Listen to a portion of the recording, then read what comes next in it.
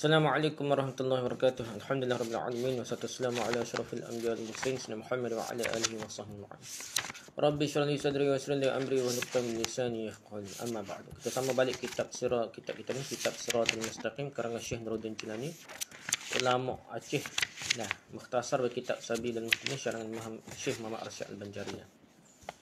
Jadi kita dak sambung lagi bab akikah lagi lah, bab cara ke budak-budak ni. Okey, sambung lagi tak? Sebermula sunat menamai kanak-kanak itu pada hari yang ketujuh, atau pada hari yang mula jadi. Ya boleh lah. Kalau contohnya maulid ni hari ketujuh lah, atau hari mula beranak tu. Dan lagi sunat menamai dengan nama yang baik, seperti sabda Nabi sallallahu alaihi wasallam, innakum satud'una yawmal qiyamati bi asma'ikum bi asma'i abaikum fahassinu asma'akum. Yang ini bahasanya kamu lagi akan dipanggil pada hari kiamat dengan nama kamu dan dengan nama bapa kamu. Maka perbaikilah oleh kamu akan segala nama kamu. Itu kaedah dia. Ada kata hati seksok. Kadang-kadang talqin apa pun. Nama apa? Nama si mati dengan nama mak dia dah. Bin mak dia. Tak betul lah. Kadang-kadang tak bomo banyak nama kena gitulah. Nama mak dia. Tapi kalau kita tengok dalil termasuk ni lah, hadis yang sahih lah kita kata dah. Hadis kuat ni kata nama bapa mamamu dan nama bapa kamu ni, bukan nama mak ni. Oleh sebab itu tak betul lah hari kiamat kalau ada barzakh ada kubur ke nama mak ni. Nama pak jugalah bin bapa dia. Dan terafdal daripada segala nama itu Abdullah dan Abdurrahman paling afdal. Dan yang terlebih benar nama itu Haris dan Hamam. Dan yang terlebih keji nama itu ialah Harb, iaitu artinya perang, dan Marrah artinya pahit. Murrah pahit. Dan makruh menamai dengan nama yang keji, iaitu Syihab dan Qabih dan Syaitan dan Himar. Nama-nama keldai laga apa tak molek lah syaitan. Dan barang yang mengambil sempena yang jahat, tak kala dikata akan dia tiada, iaitu seperti barakah dan salamah dan Mubarak dan Najih dan Kulab dan Abdul Arab dan Aflah dan Yasar dan Rabah dan Nafi'. Dia ni tak molek juga, walaupun nama makna dia nampak comel. Tapi kalau dia tak juga orang kata dia tidak barakah, tidak berkah ni. Jadi orang boleh buat nyanyi nama dia dah. Selamah nama dia Salamah ni. Jadi tak selamat mana nama dia. Nama yang Mubarak tidak berkah, tidak Mubarak mana dia. Jadi nama tu walaupun nama dia nak masuk je okey tak. Tapi ada orang kritik kat, dia kata gitu lah dah. Jadi tidak molek lah. Tidak haram dia ni kata tak molek dah. Dan yang tersangat makruh dengan nama Sittun Nas dan Sittul Ulama dan Sittul Qada dan haram menamai dengan, jadi hak ni makruh dia kata tak siapa hari lagi. Jadi ni sit ni tuan manusia tuan qadi gitulah namanya. Dan haram menamai dengan Malikul Muluk, raja segala raja dah, dan Syahansyah. Syahansyah ni apa maksudnya sama lah, raja segala raja dah. Dan Aqdal Qada, maksudnya paling qadi di antara qadi lah, paling bijak, paling hakim lah. Dan Qadil Qada semua maksudnya qadi segala qadi, dan Hakimul Hukama, bijaksana segala bijaksana lah. Ataupun nama Abdul Nabi, hamba Nabi, haram juga dah. Dan Abdul Rasul pun haram juga, hamba Abdul Rasul dah. Dan Abdul Ka'bah pun haram juga dah. Betul Ka'bah tu bukan Tuhan dah.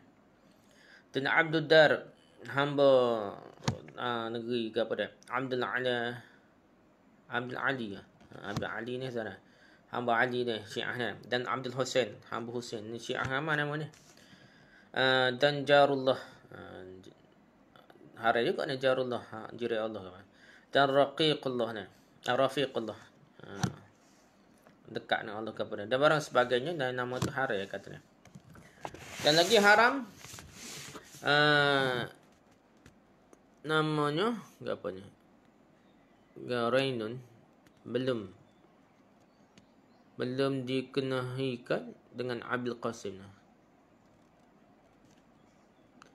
Dikunyahkan dengan Abil Qasim. Kata haram lah. Haram. Kalau dikunyahkan dengan Abil Qasim ni haram lah. Dia kata Abil Qasim nama Nabi dah. Ada kata kat hari tu zaman Nabi dia, zaman lain tak dah. Tak tukar zaman dulu, tukar. Orang panggil Abul Qasim, Nabi ingat ke dia. Nabi paling kena dia panggil orang lain dah. Jadi Abul Qasim ni hanya untuk Nabi saja. Dan kafir, ada juga nama kafir, fasik, dan mubtadi', pembuat bid'ah. Dan lagi haram menyuruh seorang dengan nama yang kebenciannya. Jadi dia benci, kita tak boleh panggil nama tersebut. Jikalau ada ia seperti namanya sekalipun. Tempang kau gapo nama dia tak suka, kita tak dipanggil dia. Dia seperti buta dah, nama dia buta dah, pomak buta ke apa dah. Jadi dia tu buta sungguh tapi dia tak sedap dengar. Jadi haram juga. Tapi harus menyebutkan namanya itu dengan qasad mengenal dia dah. Tapi nak kenal pomak mana ni? Pomak buta ke pomak tepe kau dah. Pomak kecok kan. Jadi nak suruh kenal, dia tak kenal. Dimaafkanlah. Yang tiada makruh menamai dengan nama segala malaikat dan nama segala anbiya. Tak makruh ni. Kata Ibn Abbas radhiyallahu anhu, "Idza kana yaumul qiyamah akhrajallahu ta'ala ahli at-tauhid minan nar wa awwal man yakhruju min man wafaqa ismu nabiyyin." Yang ini tak kala hari kiamat dikeluarkanlah Allah Ta'ala segala ahli tauhid daripada api neraka.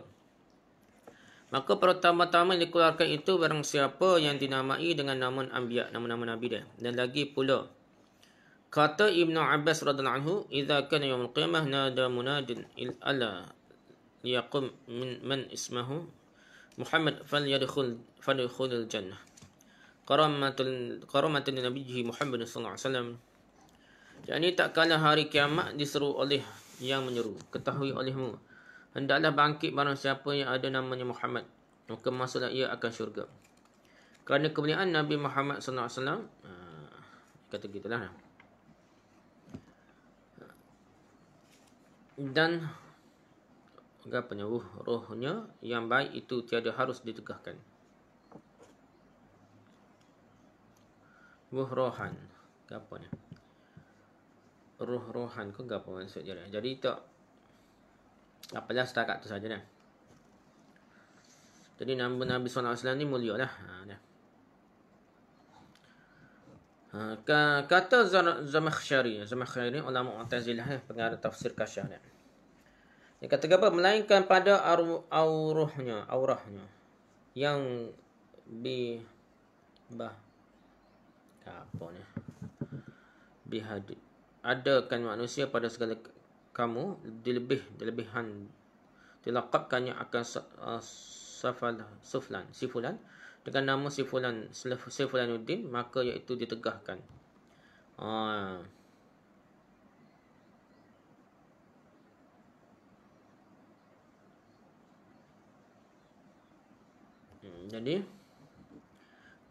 Jadi tak molek lah.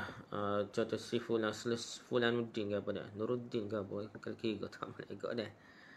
Gitulah kira dah. Sifulan ad-dina.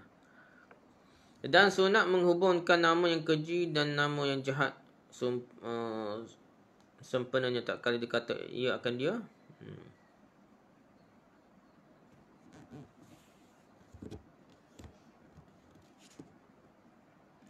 Kata boleh juga.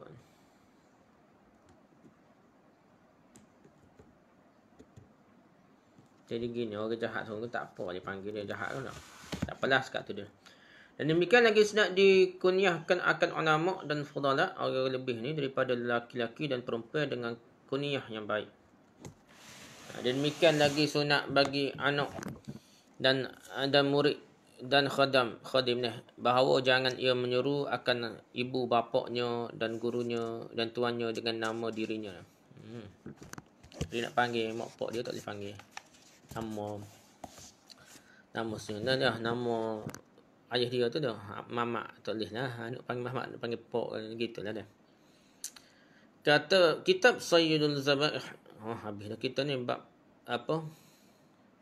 Bab akikah dah. Bab kanak-kanak. Kita nak bincang pula bab Sayyidul Zabaih. Kitab berhubungan dengan sembelih lah. Ini kitab pada menyatakan hukum perburuan dan menyembelih dia. Bermula adalah hasil perburuan dan menyembelih itu dengan sikin, dengan pisau atau dengan anak panah atau dengan dilukai. Ikutlah luka dengan gapa asal kata aja dah. Dan dalil yang mensabitkan dia dahulu daripada ijma' ialah firman Allah Ta'ala, wa idza halaltum fastadu. Jadi apabila tahallullah kamu, maka berburulah kamu dah. Ada ayat termaca suruh tapi tidak wajib ni dah. Boleh kata harus. Dan lagi firman Allah Ta'ala yang mulia, ala ma zakaitum dah. Yakni apa yang harus kamu makan, binatang yang halal, melainkan dengan barang yang kamu sembelih dengan sembelih lah, zakaitum dah. Dan lagi firman-Nya yang maha mulia, uhilla lakum at-thayyibat, yakni dihalalkan oleh Allah Taala akan kamu segala yang halal, yang baik lah, thayyibat. Syahadan adalah rukun menyembelih itu 4 perkara. Pertama sembelih. Yang kedua yang menyembelih. Perbuatan sembelih, lepas tu orang tukar sembelih dia. Yang ketiganya sembelih dah, sembelihan. Ya. Kena benda disembelih dia. Yang keempatnya alat menyembelih. Pisau ke apa dah. Maka syarat menyembelih itu memutuskan segala hukum. Perbuatan sembelih itu kena putuskan segala hukum, iaitu tempat lalu nafas. Dan memutuskan segala marwiyun, iaitu tempat lalu makanan. Jadi tempat lalu makanan, tempat lalu udara nafas. Atau memutuskan lebih, iaitu di bawah hukum, jika kuasa ia mengerjakan yang demikian itu. Tapi jika tiada kuasa yang mengerjakan yang demikian itu, maka harus diganti menyembelih itu membunuh dia pada barang tempat daripada tubuhnya. Kalau tak boleh nak sembelih ke liar dah. Masuk dalam pagi nak pergi nak perebuh tak boleh dah. Jadi masuk dalam lubang mana-mana, kita pergi depan ni cengah dia. Pergi dekat mapa kerah kita dah. Jadi kita boleh panah dah.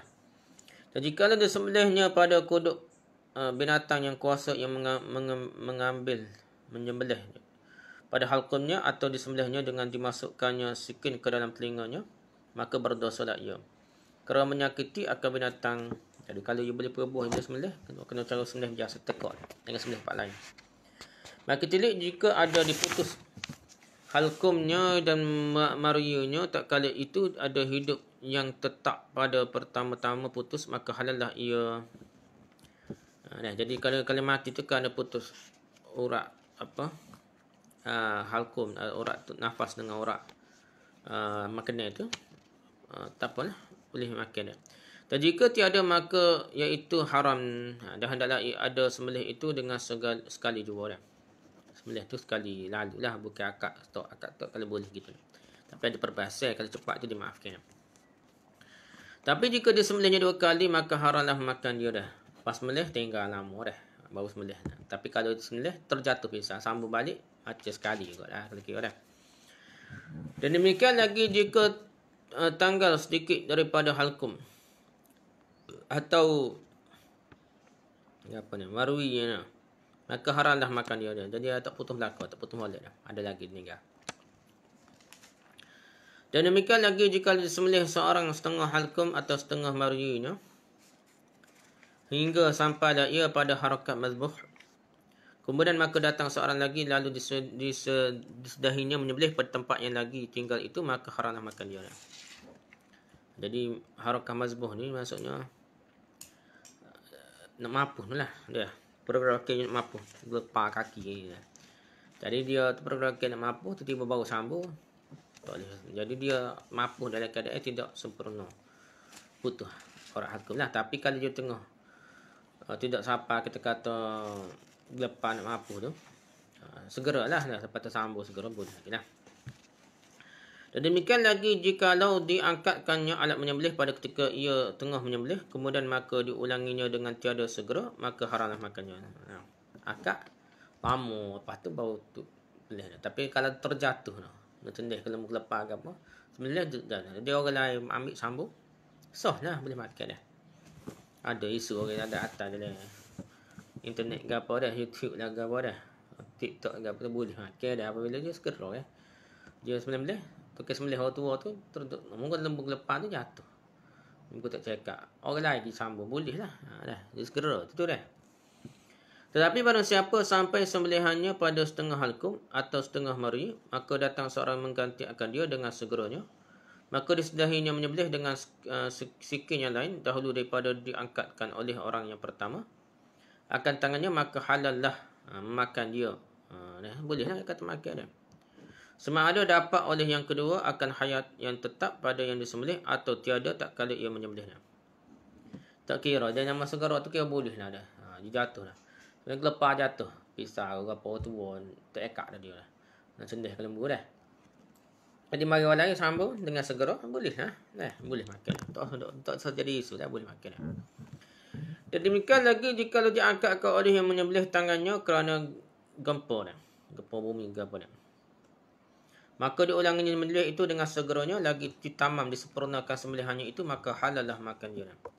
Kepok lepas ke gapo dah dari kepok bumi ketimbun jatuh catok. Jadi dia jatuh pas kepisah dia pun lepas tu pergi sambung selalu dengan segera. Boleh makan juga dia.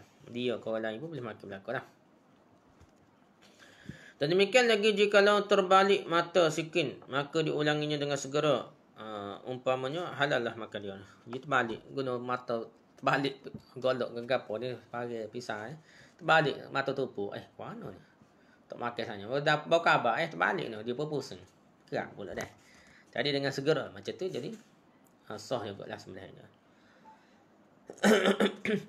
Dan lagi syarat pada sembelihan itu mengqasadkan meniatkan yang disembelih. Maka jikalau gugur sekalian pada hukumnya, tergugur ini pada sakin yang terhantar lalu tersembelih, ia atau lepas binatang yang memburu itu sendirinya seperti anjing atau raja ajawali wali, maka terbunuh ia atau dipanahnya tiada kerana perburuan lagi terkena pada perburuan, maka matilah ia dengan panahnya itu, maka haramlah segala perkara yang tersebut itu. Jadi yang masuk nak sembelih lah.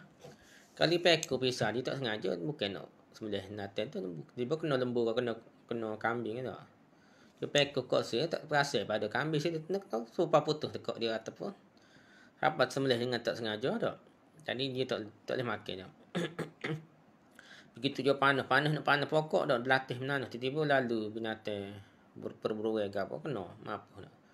Jadi dia tak sembelih tak boleh makan. Tapi kalau dia sembelih lagi matikan sembelih dah bukan kerana panah dah. Begitu anjing ni bisa dah anjing terlatih jadi macam alat dah. Anjing tu macam alat. Anjing alat perburuan. Cuma ni tak lepas itu ni. Dia tak ada lepas anjing tu kejar dah binatang perburuan kekoh dah. Dia mampu. Jadi dia tak dia baca bismillah lepas gapo dia baru anjing tu pergi dah. Jadi begitu tidak dikira dia berburu dengan nama Allah dengan lepas satu aja, jadi tak dimakan juga dah. Pasal tu dia tak ada niat lepas dia untuk berburu dah. Jadi kalau hidup lagi kena sembelih cepat-cepat lah, kata mati dah tak boleh makan juga dah. Dan demikian lagi jika dilepaskannya yang membarui kepada perburuan, memburu kepada perburuan, maka ghaiblah kedua-duanya atau dilukainya akan dia. Dan tiada sampai luka itu kepada hajah masbuh. Maka ghaiblah perburuan itu, kemudian maka dapatnya akan dia mati, maka haramlah makan dia kerana ihtimal matinya dengan sebab yang lain. Kalau binatang perburuan dia lepas anjing dia. Igat ghaib. Dan lepas tu dia kekoh sikit lepas juga. Dan lepas tu tak lepas tu larilah ke lain. Tiba-tiba mampu tempat lain. Jadi dia kata mungkin mati ke lain dah. Bukan kerana kekoh ke anjing perburuan lah. Bukan kerana tu. Tapi jikalau dipanahnya atau barang sebagainya pada zonnya yang dipanahnya itu batu atau binatang yang tiada harus memakan dia, atau barang sebagainya atau dipanahnya pada kawanan suatu jenis perburuan, maka kenalah suatu daripadanya atau dikosakkan seekor daripadanya, maka kena yang lainnya.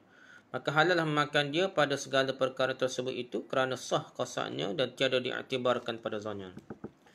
Jadi dia panah tu ada. Mungkin naten, mungkin batu dah, nampak hijau, koko-koko gitu dah. Tengah panas lah. Mungkin naten sungguh dah. Jadi dia zon lah. Panas lah dia sungguh naten dah kena dah. Jadi boleh makan lah. atau satu kawan ni banyak dah. Banyak usaha ke apa satu kawan ni panah ikutlah kena siapa-siapa seekor kena dah. Jadi kena seekor dah. Dia boleh makan lah. Pasal dia niat tu kerana nak berburu dah, bukan tak sengaja dah. Dan syarat menyembelih. Syarat menyembelih dan yang berburu itu hendaklah ada ia kuasa. Dia ada ia harus kita nikah dengan dia. Apa ni? Iaitu ahli kitab daripada kaum Yahudi dan Nasara yang asal keduanya. Jadi makan ni sembelih orang lain je dah. Jadi boleh ahli kitab tu ada bahas panjang dia, kitab-kitab fiqh besar dah. Setengah mana ahli kitab ni dah. Adakah semata-mata yang ngaku Yahudi, yang Nasrani walaupun dia putih negeri mana-mana pun. Jika dia boleh makan, adakah dia tu mesti Yahudi Nasrani asal dah. Ada bahas lah. Ada tak terima kata Yahudi Nasrani asal saja yang boleh boleh makan sembelihnya. Ada kata boleh. Asal ke Yahudi kita nak usul pek setengah mana tak payah dah. Ada perbincangan lah di kalangan ulama dah. Tapi tak boleh kita kata tak boleh makan. Tu jadi menentang Al-Quran dah. Kufur pun tak ada. Memang Al-Quran tu lah. Cuma nak bahas perincian dah. Yahudi dan Nasara jenis mana dah. Yahudi asal tu setengah mana asal dah. Cuma tidak kata Malik boleh makan. Itu dah. Ni sama telah lah. Walaupun kita kata Syiah tu macam kafir ke apa setengah mana pun. Selagi kita tak nampak dia kufur sungguh tengah sembelih sebut nama Sayyidina Hussein sungguh apa kita kena asal lah dimaafkan. Kita boleh makan lah dah. Syiah gapo ni duk Syiah duk geger tak boleh makan sembelih dia. Walaupun kalau boleh elok lah. Cuma kalau kita tak tahu dia Syiah tak kafir ke duk, kita kena pergi ke asal lah. Yahudi Nasrani setengah mana pun kita kira sebenarnya zaman Nabi pun banyak dah hak syirik tu dah. Bukan kata hak menuhai ke Sayyidina Ali tu ramai dah. Zaman sebelum Nabi lahir lagi duk gegek-gegok duk pergi sama dia duk ingat hak ni kata setahun ni Nabi Isa dah. Jadi banyak dah kekufuran kesyirikan. Tapi ayat Quran tu boleh makan Yahudi Nasara dah. Jadi kita kena faham gitulah. Seperti firman Allah Ta'ala wa ta'amul ladzina utul kitaba halul lakum, yakni sembelihan segala mereka itu yang dianugerahi akan dia kitab dah. Ahli kitab lah. Halal bagi kamu makan dia sembelih apa tu, kita halal makan akan dia. Tetapi jika tiada ketahuan mereka itu daripada kaum Nabi Bani Israel dan syak ia akan asalnya, maka tidak halal sembelihannya. Ni hak payah sekali ni. Dia tak tahu Bani Israel saya kira ni Yahudi Nasrani dia Bani Israel saja dah. Keturunan Bani Israel saja. Payah lah. Ada ulama tak terima pendapat ni. Kita mana Bani Israel tu? Sungguh ada lawan ni jam capul lagi. Yahudi sungguh pun bukan duduk setepak di seluruh dunia. Mereka ada seluruh dunia ada. Jadi payah nak tertekan. Gitulah sebab dia dah. Dan demikian lagi tiada halal sembelihan dan perburuan majusi dan wasana ni berhala ni pokok semua berhala. Dan murtad dan wujudiyah, wahdatul wujud ni. Pakai kuat dulu ni. Kita tak khabar ni. Wahdatul wujud ni dak hak Nur Muhammad ke wahdatul wujud ni. Pakai kuat dulu antara ulama-ulama Asy'ariyah sendiri, bukan kata ulama Wahabi. Nah, antara ulama Asy'ariyah saya ilmu kalam pakai pasal wahdatul wujud ni, tasawuf batiniyah, wujudiyah ni. Kata Nur Muhammad tu daripada titik saya peluh Allah lah gapo dah. Nur Muhammad hadis palsu tu. Jadi ulama pergi dah tidak ada kaitan. Zaman dulu tak ada kaitan dengan kata Wahabi ke apa, tak ada kaitan dah. Ini antara ulama Asy'ariyah saja dah. Jadi pokok wujudiyah ni bukan bukan ittihad hulul ittihad hak Tuhan masuk tubuh tu dah. Wujudiyah ni semua wujud semua dah. Ibn Arabi ni hak ni lah. Dia tak kata ittihad Tuhan masuk dia tubuh. Dia kata semua ni Tuhan dah. Wujudiyah. Semua hak nampak hak wujud, mana ada wujud ni Tuhan belaka. Bila ni orang putih pun gitu dah. Orang putih pun nampak terpengaruh dengan unsur-unsur gini juga dah. Buat cerita-cerita nampak dah. Orang tak ada Tuhan, seolah alim Tuhan dah. Ada orang tu bisa doa sampai ke bijak-bijak sekali jadi macam Tuhan dah. Jadi dia bergabung dengan alim dah. Alim dia pun Tuhan, alim pun Tuhan. Gitu lah. Ni unsur tu lah dah. Mikir kuat doa ni. tak nampak punya Tuhan ni, last sekali mikir-mikir sekali semua Tuhan dah. Dan wujud dia. Jadi pokok ni murtad kafir ke apa ni tak boleh sembelih dia lah. Yang mulhid. Dan segala kaum, tapi kata hak betul-betul kafir lah, setengah teroyak je sokong wahdatul wujud dah. Wahdatul wujud, tapi kata wahdatul syuhud berasa je Tuhan ni. Berasa Tuhan belaka, berasa Tuhan menguasai belaka dah. Pendapat dia lah, kita nak takwil supaya tak kata kafir tu boleh lah dia dah. Tapi lah mana kena berhatilah pendapat dia dah. Tak bela Ibn Arabi setang mana pun, memang kitab dia memang kufur, kufur dah. Lebih kufur, lebih kafir daripada semua berhala kalau kita tengok kitab dia Fusus Hikam dah. Tak apalah. Dan segala kaum yang tiada ada kitab pada mereka, kafir lain tak ada kitab tu, kita tak boleh dah, tak boleh sembelihan dia, tak boleh makan. Tetapi halal sembelihan dan perburuan sahaya perempuan, hamba perempuan ahli kitab, jika tiada harus nikah dengan dia sekalipun tak boleh nikah dia pun kalau dia sembelih dia hamba orang Kristian, orang Yahudi, Nasrani, boleh lah makan dah. Dan jikalau masyarakat Majusi atau barang sebagainya yang haram sembelihannya dengan Islam atau dengan ahli kitab atau perempuan umpamanya melalukan sikin pada yang disembelihnya bersama-sama, Islam kau Kristian serentak dia pergi pisah sama-sama ni, atau dibunuhnya perburuan dengan panah bersama-sama dah. Orang Majusi pun panah, orang Islam panah, ataupun orang ahli kitab pun panah. Atau melepaskan seekor anjing bersama-sama, maka haramlah makan dia. Jadi campur dengan Majusi, campur dengan yang haram makan tu, jadi was-was dah, tak tahu sebab siapa mematikan binatang tersebut, dikira haram lah, mudah lah.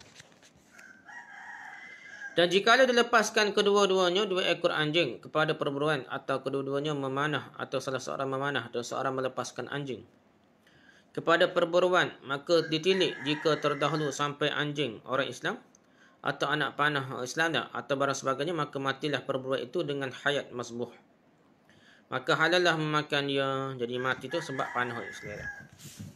Halal makan. Dan jika terdahulu sampai anjing orang yang tiada halal sembelihannya atau anak panah atau barang sebagainya, maka matilah perburuan itu dengan dia, atau hidup dia dengan hayat masbuh, atau bersama-sama keduanya melukai, maka matilah ia, atau tiada diketahui yang terdahulu membunuh dia atau dilukai keduanya dengan tertib.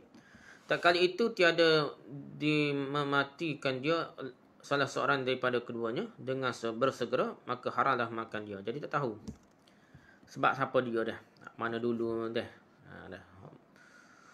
Sama ada memang orang kafir dulu lepas anjing dia panah dia, ataupun tak tahu mana so, ataupun tak jelas dia mati ke siapa tahu, dikira tak boleh makan.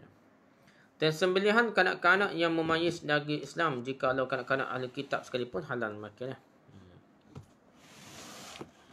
Dan demikian lagi halal sembelihan kanak-kanak yang tiada memayis atau orang yang gila.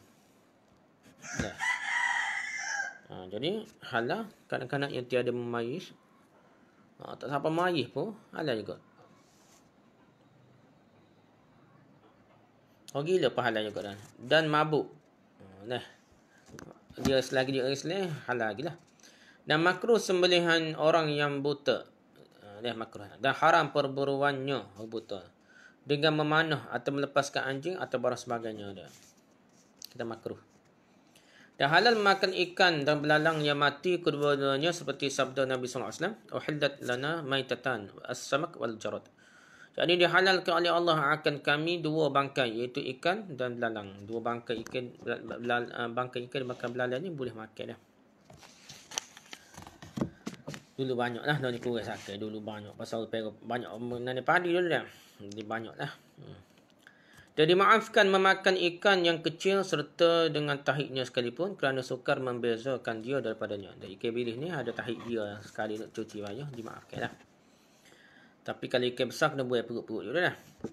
Demikian lagi halal jikalau termakan ulat yang jadi daripada makanan, serta makanan umpamanya ulat cuka atau ulat buah-buahan. Dia ulat ni ada benih ni, dia bukan dari buah tu dah. Jadi kalau orang ingat mana ada ulat terjadi berbuah, memang ada dah. Benih-benih dia tu, telur-telur ulat tu ada dah dalam buah tu. Tapi kita kira macam dia berasal daripada besar tu, daripada tu dimaafkan lah. Yang pentingnya susah nak elok, jadi maafkan lah. Dan makruh menyayat sepenggal ikan atau belalang tak kali hidupnya dia. Dia kerak terus dah. Tengah hidup lah kerak dah. Ikan gapo macam orang Jepun ke apa. Ikan pakai segar ke susu segar ni ikan. Pakai kerak dah masa hidup dah. Tengah lepas dah. Dan jikalau disayaknya atau ditelan akan ikan itu atau belalang dengan hidupnya, maka iaitu halal memakan dia. Tetap halal tapi makruh dia kata dah. Tetap halal dah. Dan syarat pada yang disembelih itu hidup lagi ada ia yang halal memakan dia lah. Lagi ada padanya hayat yang tetap pada pertama sembelih. Dan jika tiada demikian, maka haramlah memakan dia kerana hukumnya bangkai. Tapi jika disembelih akan binatang yang disakiti dan ia lagi tinggal akhir nafas hayatnya, maka halallah memakan dia.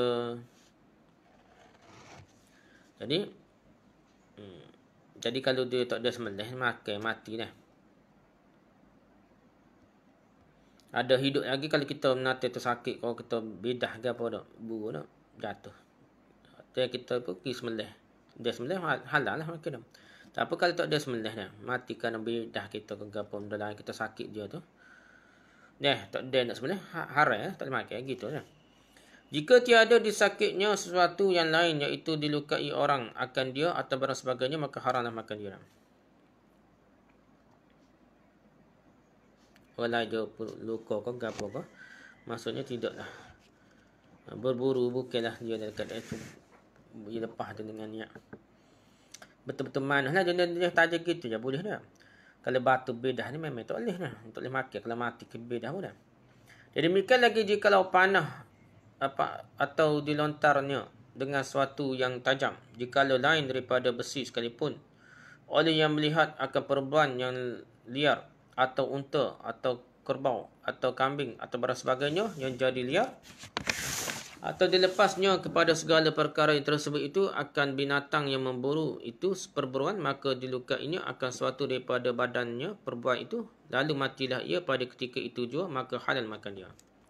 Kalau tiba-tiba nate biasa lembu ke apa, tiba-tiba jadi liar ni, saya dok orang koksi dah. Tak boleh pergi dekat, memang saya dok dia dak bahaya pula dah. Jadi masa tu kita guna peti, kau guna gapo panah. Jadi kalau panah tu jadi dia mati kerana panah tu.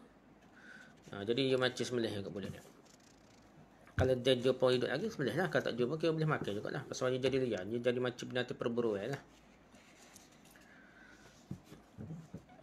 Dan demikian lagi jika gugur binatang yang halal ke dalam telaga atau barang sebagainya, maka tiada dapat menyembelih pada hal hukumnya.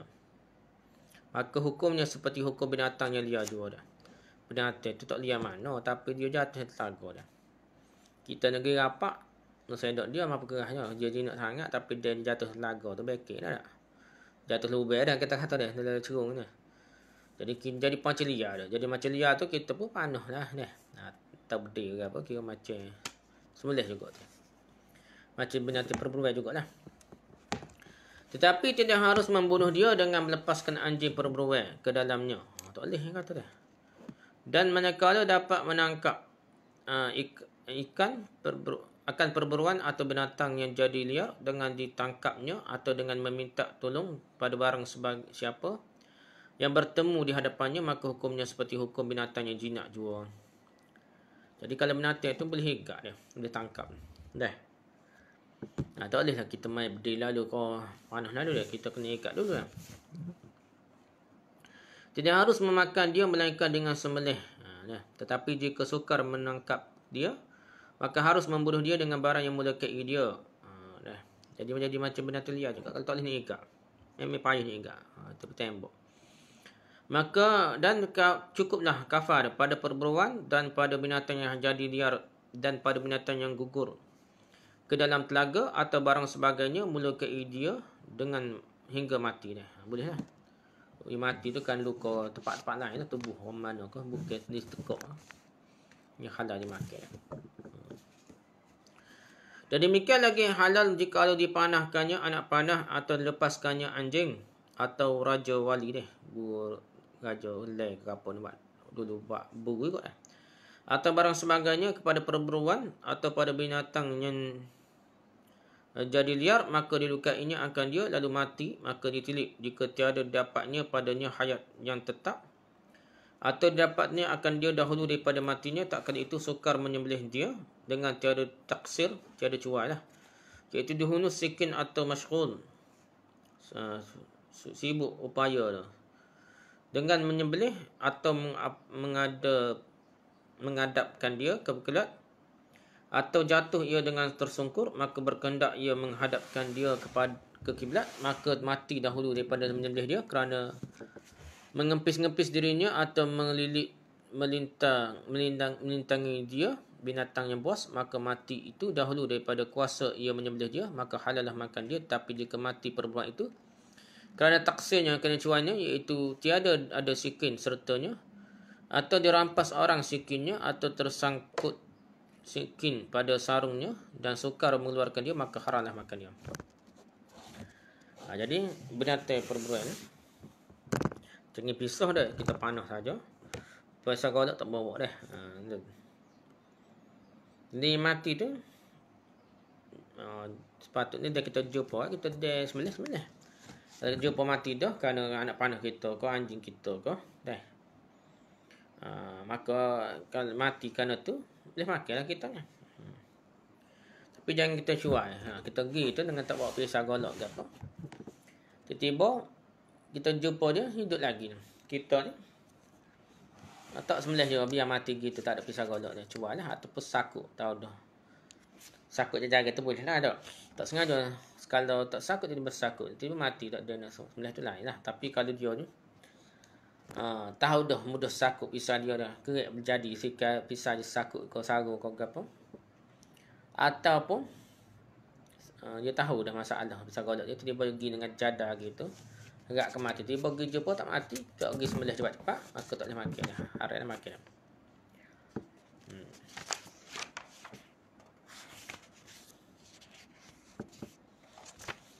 Adalah dulu sekat tu. Wallahu a'lam. Subhanakallahumma wa bihamdika, subhanakallahumma wa bihamdika, asyhadu an la ilaha illa anta, astaghfiruka wa atubu ilaik. Assalamualaikum warahmatullahi wabarakatuh.